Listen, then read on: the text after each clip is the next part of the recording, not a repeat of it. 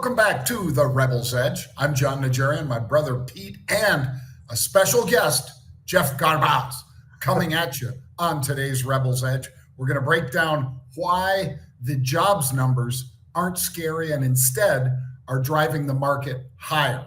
We'll do that and give Geoff's short report on today's Rebel's Edge.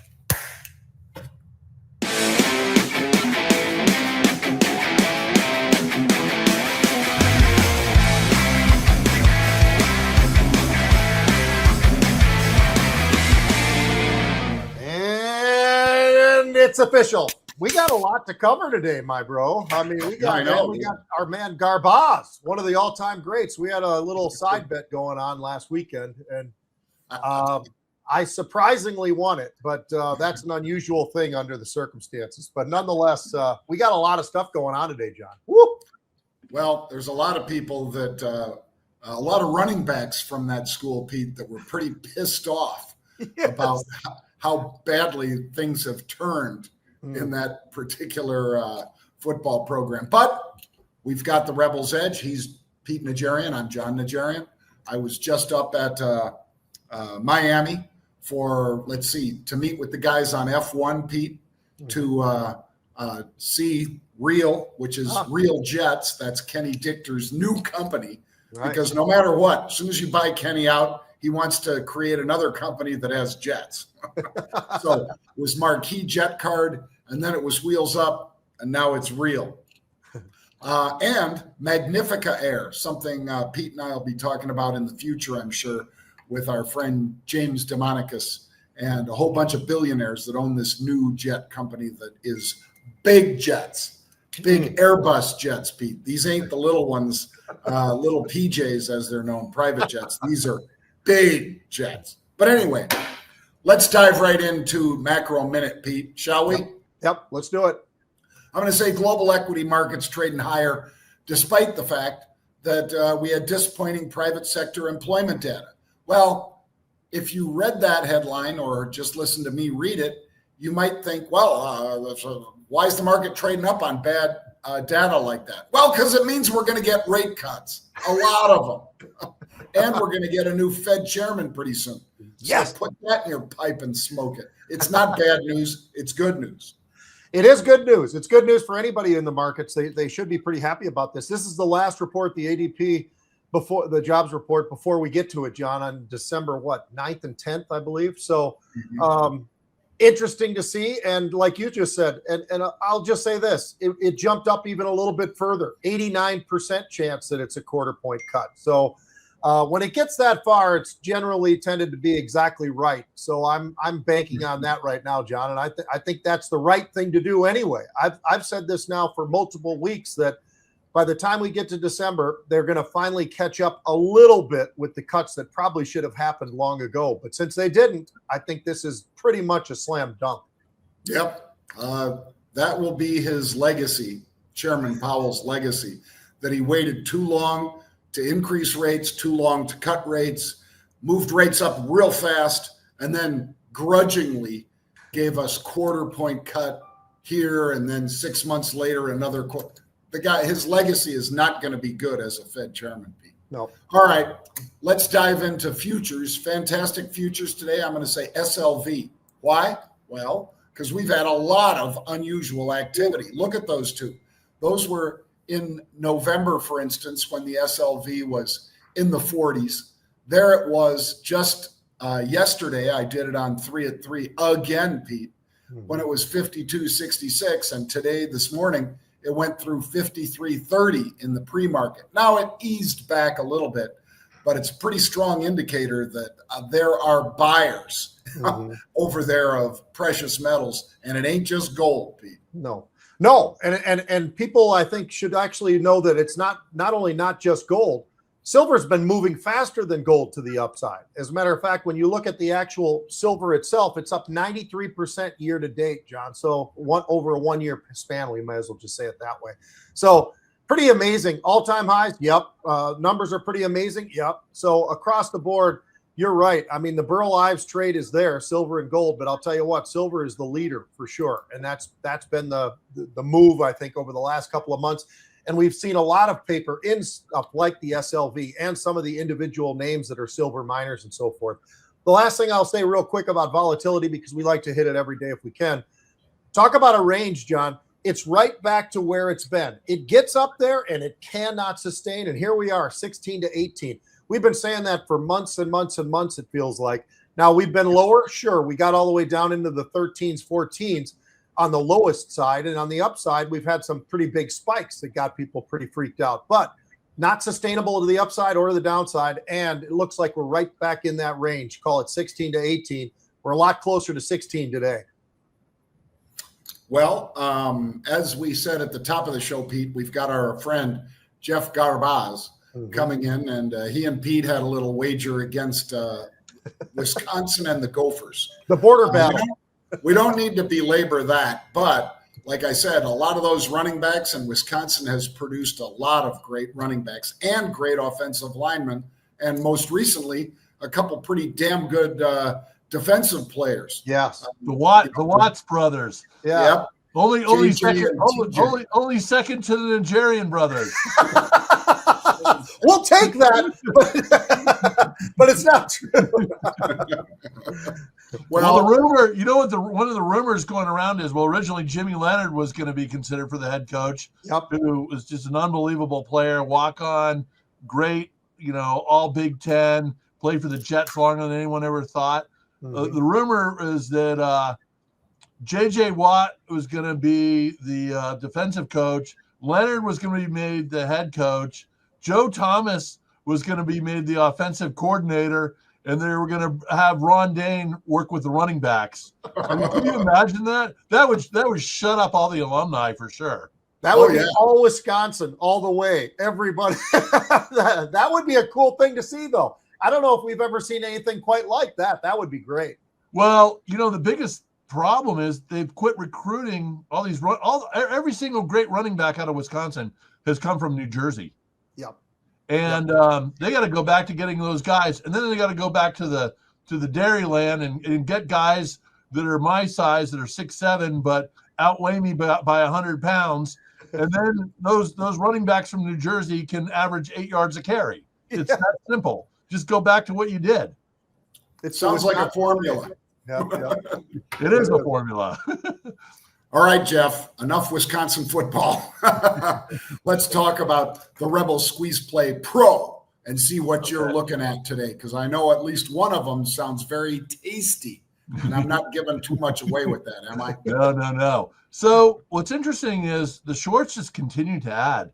And look, the first half of November was a tough month. And that's the latest data that we've got. We still got to get the second half of the data, which we get next week. But that data shows that the shorts are pressing their positions, and they're pressing them a lot in small cap names. Jared, if you can pull up the two charts showing New York and NASDAQ, wherever there's a highlight in pink, those are small cap names. So it's sorted by the biggest change. And you can see the biggest ad was Big Bear. It went up by 25 million shares. Quarter Lane Mines, Archer Aviation. These are all SMR, Cliffs, Owl. These are all small cap names. So the shorts are making big bets there. Let's take a look at the NASDAQ one as well. Look at this, the NASDAQ even more so. Lots of names that we've talked about here. Quantum Computing, QUBT, Rivian, Aurora Innovation, Rumble. I mean, it's amazing where they're willing to make the bet. But the thing that people are missing about this year is only 48% of stocks are higher. So there actually have been a lot of names where the shorts have made some money. So that's the theme of the latest short interest data that we got. And I'd like to talk about a name that I don't think the shorts are going to end up making some money. I think they're going to get taken to the woodshed on it personally, is Wendy's. So Jared, if you can pull up that chart. So you can see this stock back in 2024 was up at $20. And if you look at from May onward this year, you can see how the short position intensity has grown to now 100%, and the gray area is the absolute number of shares short. There's 31 million shares short out of 180 million shares out there. And this thing's at $8 and change. Well, yesterday on a service I use tracking all what stuff that's going on in the market, Trade Exchange reported that both on Twitter and Reddit, there were commentary about a potential takeout on Wendy's. So if I'm short this thing at $8.50, I got to be thinking I got to cover this thing, because 5 days to cover, that means all the volume is shorts. And in this case, maybe half of it. So it'd take shorts half a month to get out of their position in Wendy's. And so even if it gets taken out, probably 10, 12 at a minimum, maybe even 15. So this could be pain. So we recommended in Rebel Squeeze Play Pro buying the December 19 8.5 calls for only 40 cents. Pretty cheap, almost like a lottery ticket, you know? And if it gets going, we'll probably roll it out and give it some more time. But it's an interesting idea, because Wendy's has another CEO, the second CEO this year, and on top of it, they're closing like a couple hundred more restaurants. So it's a no-brainer for someone to come in. Half the work's already been done. Yeah, well, I like it. I like that play, and certainly I wouldn't think it gets higher than 15 on a takeout. But I agree with Geoff, Pete, that it could be like, somewhere between 11 and 12 would be a sweet spot for somebody. And boy, that's a 50% move if you go to 12. Yeah, the opportunities are there, Geoff, that look fantastic depending on, how much do you want to really put into the trade? And yet the volatility itself doesn't look all that high. So it seems like even though there's an opportunity there, right now it's not reflected. And, depending on what expiration cycle, by the way, just remind me, what was the expiration cycle that you liked? I'm into December, so the 19th. So we got another 2.5 weeks, and it's basically an in the money call, the 8.5 call, and it was only trading at 40 cents. I mean, God, if we go to 9 or 9 and a little over 9 just on its own, that 40 cents will be 60, 70 cents, and we can easily roll that out. Mm-hmm. Yeah. Yep. I like the opportunity. Yep. It's all about taking advantage of somebody maybe caught. And like Geoff said, just the buyers alone would probably lift that stock, I think, to 10. And then that short covering's got to drive it even higher. So, imagine if you shorted it at 15, you're down at 8, you made 50%, and you start to see your gains go away. You're like, I'm out. I'm moving on. I'm moving to the next thing. And there are a lot of restaurant stocks that are shortable. I mean, God, just look at Chipotle this year. Mm-hmm. Yep. True. Well, thank you very much, Geoff. Thanks again. Yep. Keep in mind, folks, that Geoff provides that kind of information every day to the people that subscribe to Rebel Squeeze Play Pro. He has another service that's underneath that one, but Rebel Squeeze Play Pro is the one that I really like, because if you're an active trader, you want to see all of Geoff's trades, and that's where you would see it.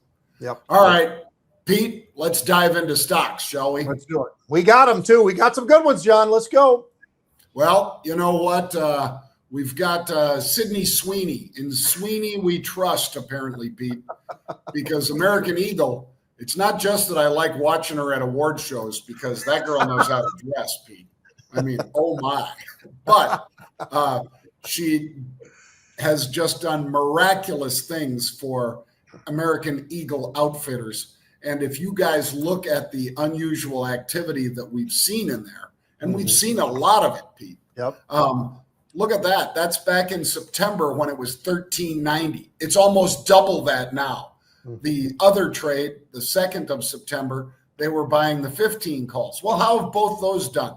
Pretty damn well. And when did the controversy kick in? More or less in September, when her ads were hitting. So, boy, if she got paid in stock, Pete, she's doubled her money, because this has been a heck of a run.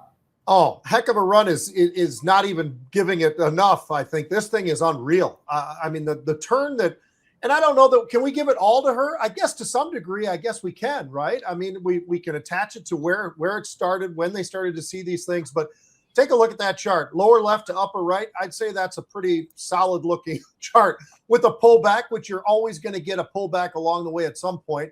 You got that pullback September, you get into October, the next thing you know, it takes off. I mean, when you look at some of these numbers, John, they raised the Q4 outlook. That's pretty impressive. Q3, their sales were up 8.5%, up 29% for their profits. These are monstrous numbers. And you know what? Are you going to give some of it to her? I say at least some of it, not all of it maybe, but some of what they're doing. And they're doing things the right way. And people are going back to American Eagle Outfitters. So I would say whatever they paid her was definitely worth it, John. And she's not the only one. There's other celebrities out there that are doing very well for the companies that they represent. But I think you got to give her a tip to the hat, because this thing is right at near the highs, and it's been an unbelievable run to the upside. And these numbers that they put up, the numbers are what the numbers are, and they look strong across the board. Well, and I love it, Pete, when instead of seeing a boycott, because many people wanted to boycott the jeans because they said, oh, it's hypersexualization. Like, I've never seen Beyonce in jeans, in a jean ad. I have. Like, I've never seen, pick somebody, Pete, in a jean ad. Of course you have. That's what made Guess jeans what they are today. Yeah. But how do you separate yourself in something that's just blue jeans? How do you do it? Well, one way you do it is you pick Sydney Sweeney to go out there, and then they were lucky enough to have a bunch of weirdos go against it, which just increased the awareness of it. And there you go. Yep. All right, let's dive into CAPR, Pete, because CAPR Therapeutics, they reported top-line results for basically muscular dystrophy.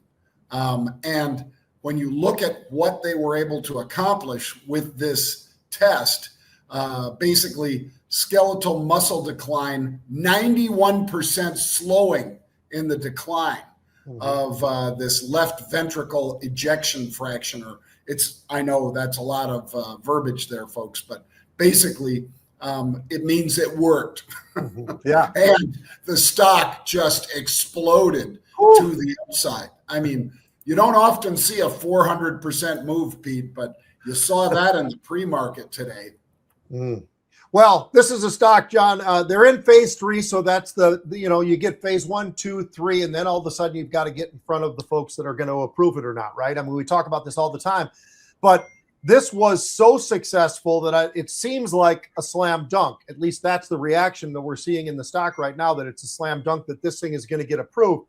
So because of that, and you pointed out all the proper stuff. I mean, it's about the skeletal side of things with muscle. It's about heart and how that's working with the heart. So those were two biggies, and they had 106 participants in this, John. It's pretty amazing. This stock was trading $3.50, somewhere there, $3.55, whatever. It got all the way up over or $2.40, maybe even a little bit above 40. It's kind of pulled back off of that, but nonetheless, this is one of those where it's also, and it's going to move faster when you've got something like this where the market cap is as small as it is. It's under 300 million, or at least it was. and now we're seeing something with a short interest of, we were just talking with Geoff Garbacz, short interest here is 30 to 35%. I would say that that's come into play as well. So across the board, things are going really, really well for this company. And I feel very comfortable saying, I think that they've got pretty close to a slam dunk. Nothing is for sure. But based upon the numbers that we're seeing and how excited people are about this, it sure feels like this thing's going to get over that hump. And last I looked, it was still up 300%. It was 400%, but it's still about 300%.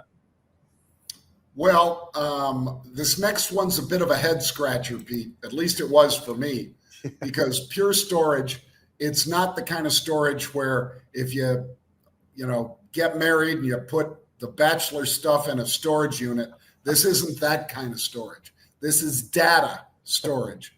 And this stock, Pure Storage, is pure crap today because it's down 26%. PSTG is the symbol. Big turnover as far as volume today too, Pete. About 11 million shares turned over. And it virtually wipes out its whole year today. wipes out the whole year of profits, because at the beginning of the year, it was more or less where it is now, roughly $69. And, it was up over 100 briefly, but now it's just been reporting some numbers that I don't understand why they hated these numbers, Pete. I don't know that they hated him, John. I did read one article on somebody who, because it's a puzzle, right? We can't figure out why is this thing that came out so strong not really moving in the right direction. It's going exactly the opposite direction. And there wasn't this thing where, the guidance was bad. No, it wasn't about that. But now some of the numbers that went up there were not quite as strong as the previous quarter.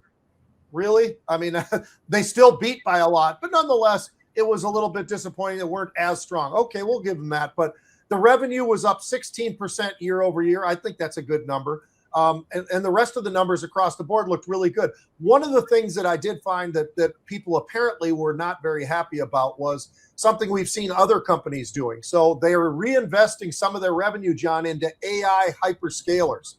And that's pulling down the profit margin. So that is what some people are pointing to, saying, well, should they be doing this right now or not, type of a thing.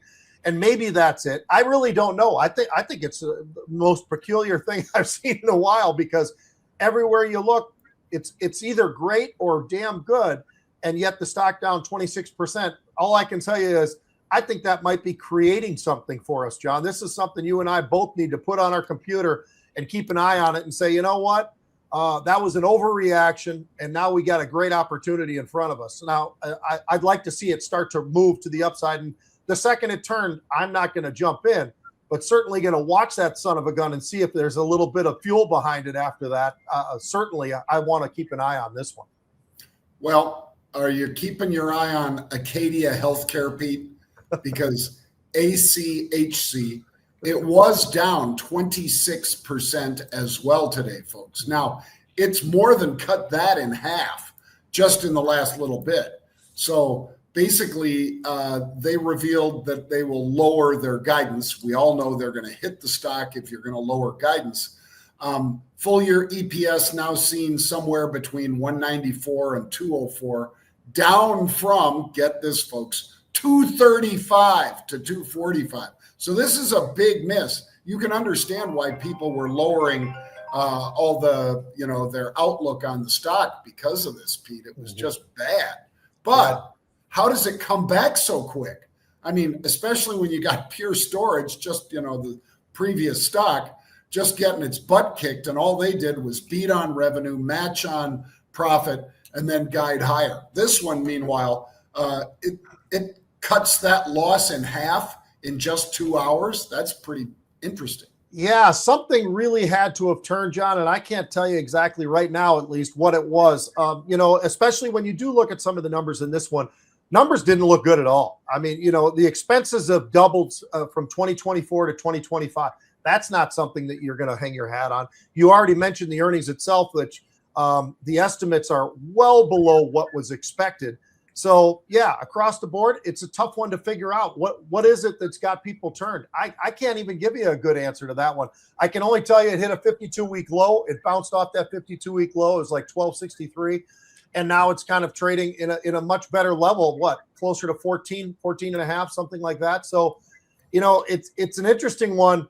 I can't quite figure this one out. Now, this is not one I'm going to probably be keeping a closer eye on, though, because the numbers that I see definitely were disappointing numbers. And because of that, and because of the fact that they talked about the claim frequency that they're getting, that was up 168%. That's not good either. So somewhere in there's something that's at least okay, because it's bounced off the lows. I just got to find out what it is before I feel comfortable at all on why this thing is kind of bounced off of that, call it 12 and a half area. All right. Well, let's do a little red zone sports before we say goodbye until tomorrow, Pete. I know you're looking at NFL first, so let's pull that up. All right. Well, I think the interesting thing about the NFL this year is they've always wanted something like this to happen, but it really hasn't happened. And what do I mean by that? Well, you're coming into this year, what are the teams that you hear about all the time, every single day, some of the players? Well, it's going to be the Philadelphia Eagles. It's going to be the Kansas City Chiefs. the usual suspects, right? I mean, that's where you're going to go, the Buffalo Bills. Well, the reality is none of those guys are even at the top, if they're even at the middle. Some of them are even lower of where they are. So I just wanted to point out the Patriots are 11-2. They're at the top of the East, okay, the AFC East. Jacksonville, who thought Jacksonville was going anywhere? Nobody. Along with Indianapolis, nobody. But they're both 8-4. They're the top of the South. And then you look at Denver, 10-2. Great quarterback play, top of the West. The Bears, the top of the North. Your Chicago Bears look fantastic. The Rams and Seahawks sitting at the top of the NFC West. I mean, everywhere you go, John, you see it. And what really stands out is these guys have either gotten a quarterback who's playing much better than they were, or they've picked up somebody from the free agency world, like Sam Darnold coming from the Vikings. And everybody's so mad here in Minnesota, John, and they just are so ticked because J.J. McCarthy, I don't think this kid could play anywhere. Well, I'll tell you guys, you do have to give the kid a little bit of a break. When you have 3 seconds, not even 3, 2.5 seconds maybe to throw the football, or you're going to get clocked. That's what we're seeing with the Minnesota Vikings. You can't blame that on the quarterbacks. And even going back before this, the previous quarterback, the old man from North Dakota, was getting the living crap kicked out of him, John, to the point where it finally got so bad they had to yank him. They had to pull him out. And then JJ was so magically healthy. They put him out there, and he's gotten the crap kicked out of him. So I don't know. Is it the general managers getting smart enough to be able to go out there, or is it the coaches? And I don't know really the answer to that one. I can tell you this, the general manager of the Vikings stinks. You and I have been talking about him for a little while now, but when you only have 4 players on your roster after you've already been drafting for either 3 or 4 years, that's pretty damn embarrassing. And all of a sudden, all you got to do is go to the teams that are on the top of this whole thing that we're talking about. They've had great success with what they're doing, and they've got a better eye for the players that are right for their team. And unfortunately, there are some of the others, and maybe some of the older teams, they're just growing older. You and I talked about the Kansas City Chiefs. They're still great. Let's be honest. It's a great franchise. They still have great coaches. They still got a lot of those things, but they're showing their age, and I think that's why they don't look as dominant. Maybe that's happening in Buffalo too. I don't know, but that's where I think the problem is. But also, these guys just can't figure out what athletes they need, and because they're doing such a poor job, these teams are slipping in a big way. What do you think? Well, salary cap, revenue sharing, reverse order in the draft. These are all things that they put in there, Pete, so that they could, and you know that, of course, so that they could bring a little more parity. Because if it's always just, for instance, Kansas City, or always just New England, even though they both had very strong runs, New England even more so, of course. If it's just one great team and a bunch of also-rans, that's not good for TV ratings. Right. That's not good for the sale of a new franchise, even though, of course, we both know people would be lined up if they said, oh, we're doing a new franchise in London. How many billionaires would come piling out of the woodwork? Jeff Bezos, maybe even Elon or whatever. Yeah. But I would say, Pete, that there are 5 divisions that have a gap of 1 win between first and second. And that is pretty damn good in terms of parity and in terms of viewers on TV, because they know now anybody can beat anybody, really, except for Tennessee, maybe. That's true. I forgot about them. Tennessee and Cleveland, I don't know if they can beat anybody, unless the team that comes to town just spends the whole night out drinking. I don't think they're going to beat anybody. But anyway, I think what we're going to see here, Pete, is like Dallas and Detroit tomorrow night, Thursday night football. That's going to be a pretty damn good matchup. And earlier in the year, it looked like it would have been a blowout. Yeah. Because Detroit's been to the finals the last couple of years, but now between losing Ben Johnson, the coach of the Bears, as offensive coordinator for the Lions and so forth, it seems like they're not the same team. And maybe they lost a few guys in free agency, but they got Hutchinson back. Yep. So, I mean, I don't know how much they can blame it on injuries or whatever, Pete, but, I think they're 7-5. Nobody would have picked them to be 7-5 early in the season. So that's pushing everybody towards that 7-5 sort of thing. I think Dallas is only one game back in that. Dallas stinks, but not anymore. Now Dak is looking good, Pete. Yeah, the guy. That's exactly what I was going to say. Dak has stepped up. And you know what? And you can see it. I mean, he's literally stepped up, and all of a sudden, he looks like the quarterback that deserves the $55 million or whatever that he gets. Although I'm not sure if anybody deserves $55 million in the NFL, but they get it, so why not? But all right, next up, college football.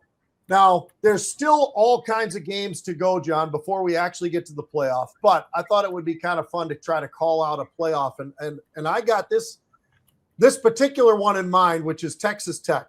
So they're 11-1. They probably don't get a lot of respect for one specific reason. They're coming out of the Big 12. And for whatever reason, it's always just about the Big 10, the SEC, forget about the ACC, forget about the Big 12. Big 12's got some teams that are pretty damn good. But I think this year you've got one that's absolutely potentially ready to be a champion. And here's why. So they're 11-1. They do have to play BYU, which, by the way, they held on to their coach who was getting courted by Penn State. And he finally said, you know what? I don't know why Penn State's any better than BYU. And he stayed at BYU, and they gave him a little bit more money. So interesting to see that of all the coaching openings that are out there, Penn State's had the most difficulty finding the right guy. So we'll see how that whole thing goes. But, John, Texas Tech, why are they so damn good? Well, they got a quarterback who's got 20 touchdowns, 4 interceptions. He's only been sacked 15 times, which means he's got a pretty damn good offensive line. They've got 2 running backs that are absolutely unbelievable, averaging almost 6 yards a carry, 19 touchdowns between the two of them. And on the defensive side of it, they're the number 1 rush defense in the country, giving up 68 yards on the ground, total, 68. They're in front of Ohio State, and everybody else is behind them.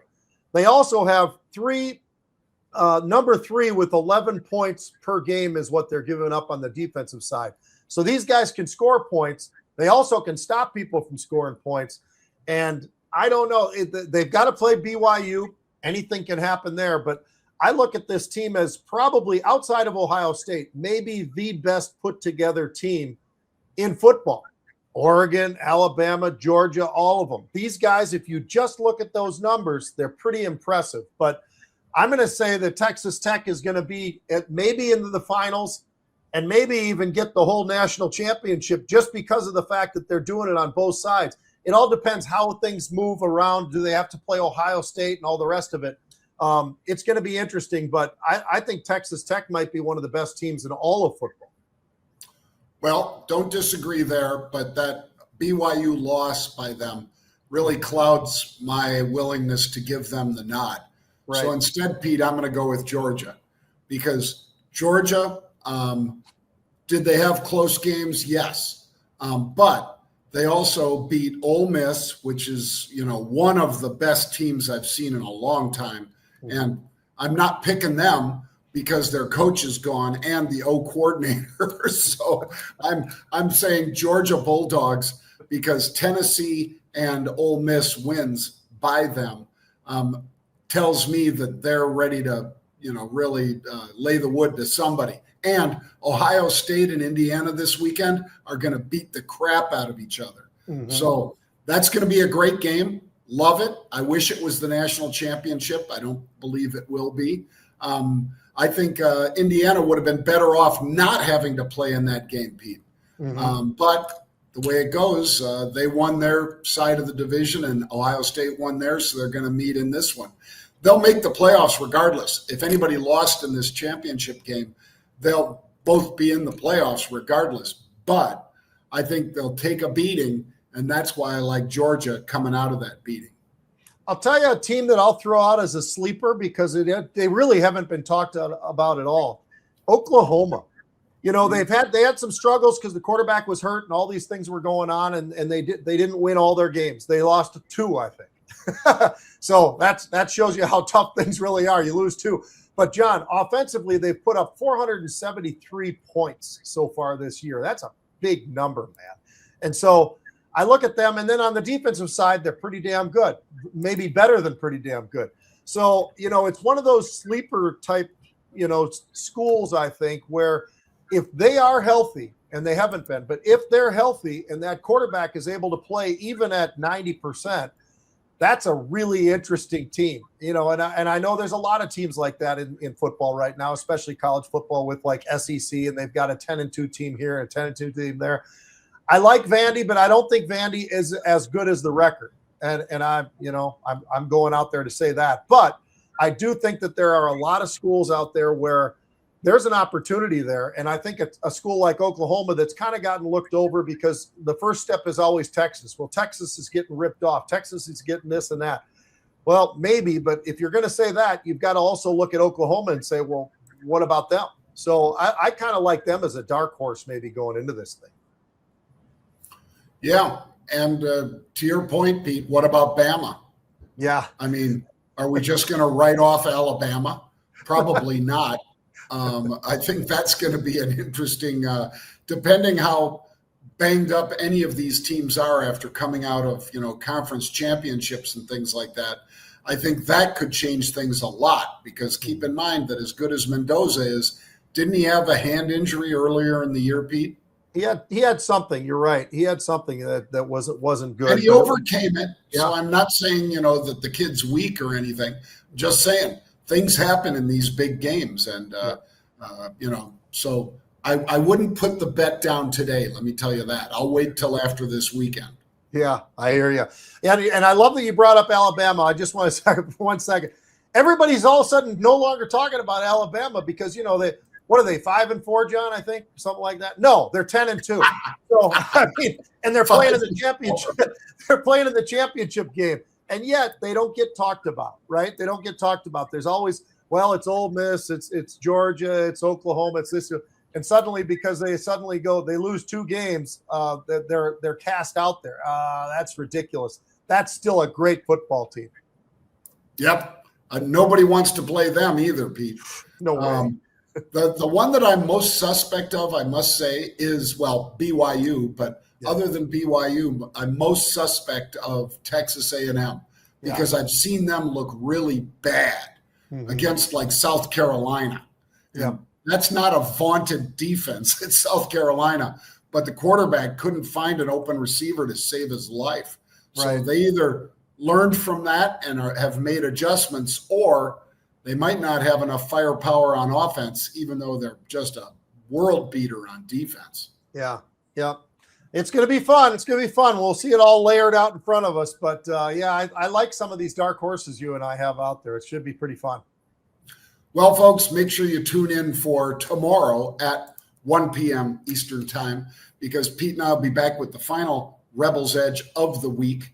As always, you can go to marketrebellion.com/get started to see if you want to coach, if you want to mentor. Think of that as a private lesson versus a group lesson, any kind of distance learning on your iPad, your iPhone, your computer, as well as all of our subscription stuff. marketrebellion.com/get started. All right. We'll see you tomorrow, Pete, at what time again? 1 p.m. Eastern time. Be there. Giddy up. Bang.